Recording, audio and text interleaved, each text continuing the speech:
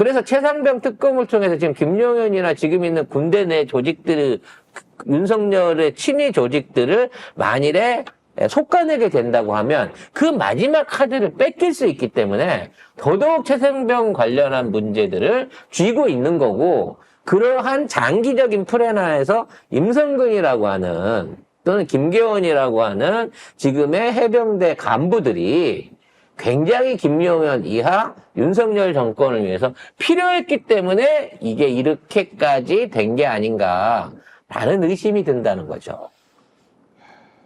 이와 관련해서 최혜병 사건 관련해서 우리가 이제 그러니까 국방장관 밑에 비서하고 대통령실의 안보수하고 통화를 뭐 수십 차례 했다, 이 얘기는 우리가 보도가 나갔잖아요. 근데 이 새끼들이 이 통화 내력이 있었던 시기에 쓰던 폰을 없애고 공수처에는 깡통폰을 보냈다는 거예요. 그렇죠.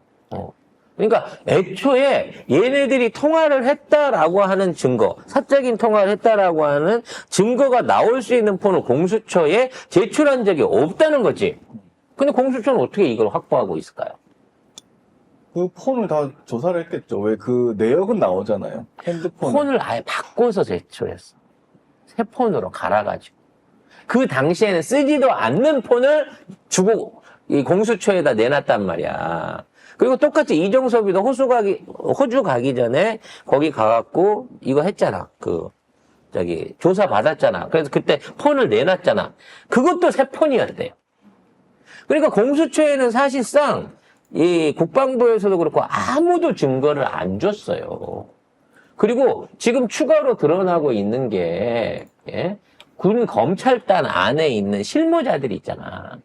얘네들도 엄청나게 많은 통화들을 했는데 그와 관련된 통화 기록도 한 번도 제출 안 했다는 거지. 근데 공수처가 다 알고 있어. 이 루트는 뭐냐는 거야. 군 검찰단 내부에서, 이게 이미 해병대 관련된 조사가 들어갔었을 때 군 검찰단 내부 안에서 미리 이걸 확보해 놓고 있지 않았으면 지금 있는 상황에서 공수처는 이러한 자료들을 갖고 있을 수가 없는데 이미 그 자료들을 갖고 있다고 공수처는 발표하고 있다는 거예요. 그리고 심지어 군 검찰단 안에서도 하나씩 둘씩 입을 여는 사람들이 나오고 있다는 거죠. 이거는 김용현이나 윤석열이 어떻게든 이거를 깔아뭉개서 덮어보려고 하는 반면에 그 안에서 이 건으로 실질적으로 이 정보를 엎어버릴 만한 사건으로 키워나가고 있는 그룹이 반드시 있다는 겁니다. 아마도 그 그룹은 군 검찰단과 기무사가 아닐까라는 의혹을 받고 있습니다. 여기서 왜 기무사가 의혹을 받고 있냐면 기무사가 민간인 사찰도 하고 뭐 예전부터 문제가 많아가지고 조직 축소도 되고 했습니다만 예전부터 하는 얘기가 있어요. 대한민국에서 삼성이 장악하고 있는 뭐 3가지 조직이 있는데 그 중에 하나가 기무사였다는 거죠. 그래서 삼성이 기무사하고는 어떠한 이유인지는 몰라요. 내부적으로 어떻게 했는지 모르지만 예전부터 삼성이 기무사를 통해 가지고 군 관련 내지는 그 이외 각종 국가 기밀 정보들을 또는 기무사를 이용한 사찰을 통한 정보들을 상당히 많이 갖고 있었다라고 하는 게 증거들로 나타나고 있어요.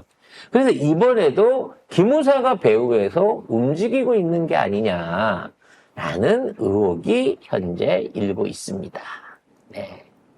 결국은 쉽게 끝나지 않는다는 거예요. 그리고 다른 건 떠나서 게 김건희 특검을 시작하기도 전에 최소한 지금 걸려있는 최혜병 사건의 특검 내지는 진상조사만 정확하게 이루어져도 이 정부 안에서 3가지 집단이나 4가지 집단이 한꺼번에 공멸하게 됩니다. 첫째로 대통령, 이하 대통령실이겠죠. 둘째로 군, 셋째로 검찰, 4번째로 경찰. 즉 우리나라의 핵심 정보와 아니면 치안 내지는 안녕을 쥐고 있는 이 조직들이 지금 최혜병 사건 하나로 다 엮여버린 거예요.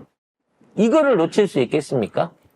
이거는요, 만일 이거에 대한 정보를 알고 있는 어떤 집단이라고 하더라도 내가 죽는 한이 있더라도 이 정보는 못 놓치는 정보예요.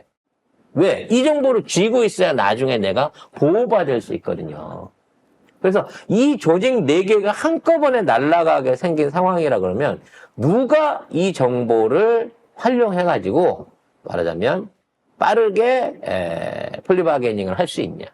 제가 나서서 여기에 관련된 비리 의혹들 밝히고 제가 나서서 관련자들 처벌하겠습니다. 이 새끼들 나쁜 새끼들이에요. 라고 할 수 있는 공범자가 먼저 나와야 된다는 거죠.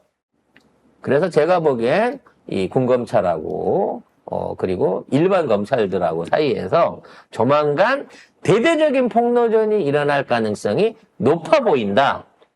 따라서 지금 여기에 연관돼 있는 모든 군인들과 이번에 검찰들과 그리고 대통령실 직원들은 하나도 못 살아남을 것이다. 라는 예상이 가능할 것 같습니다.